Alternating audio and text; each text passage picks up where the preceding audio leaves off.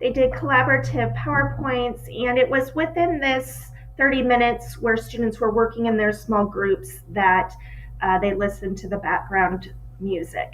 And then 5 minutes was left at the end of class for the conclusion and usually an exit ticket. Data analysis. For academic achievement, I used our district unit assessment, which was established and created by the district. The student engagement inventory was used to measure student engagement, and I used an independent sample t-test that compared pre-test and post-test mean scores of both the experimental group and control group.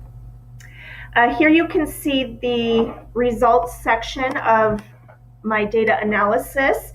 And the numbers really are very close. So you can see the experimental group pre-test score was a 2.0, and in the post-test, that slightly increased, but not statistically significant, to 2.53. With the control group, you see a 1.90, slight increase here with the control group in the post-test for achievement at 2.06. Similar findings with the student engagement data.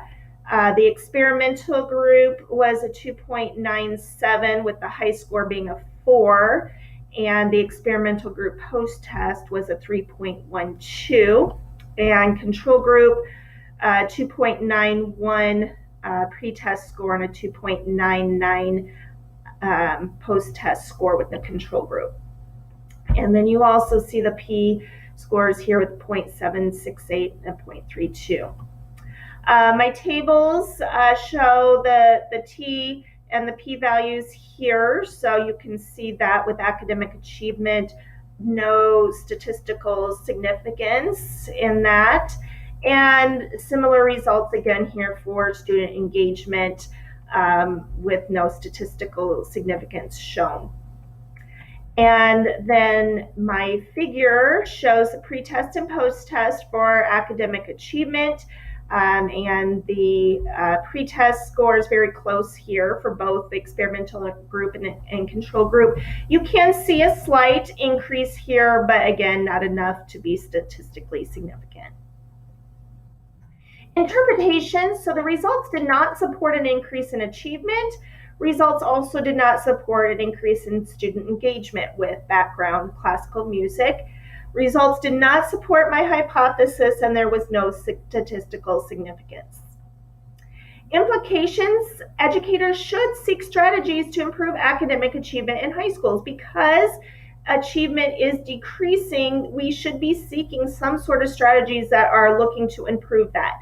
And also, educators should be encouraged to develop strategies that support student behavior or student engagement because of that close connection between engagement and achievement. Limitations. There was a small sample size of 30 participants, and that is compared to the about 200 students I teach daily. So that was a rather small sample size. Limited amount of time for the study, and also the amount of time that music was played I felt was limited to just the small group instruction time. Recommendations for further research would be to increase the number of participants and expand that data analysis. So like I said, the number of students I have per day is about 200 total, and so therefore expanding that to include more students, including increasing the length of time for this study.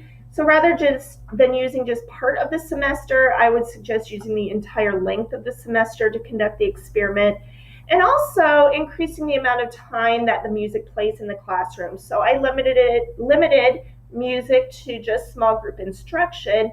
However, I feel that music can be implemented in so many different ways within the classroom. And it can be, that amount of time could be increased. So you could use it at the beginning of class.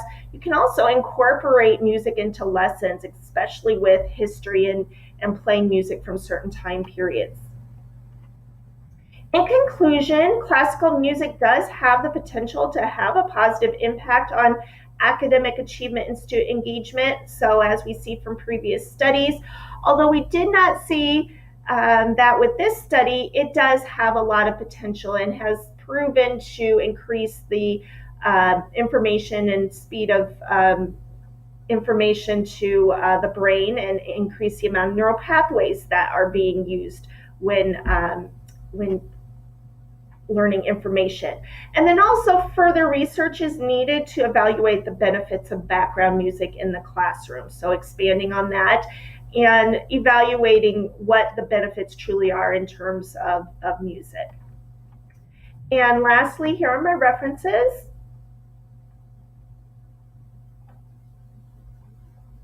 And thank you for listening.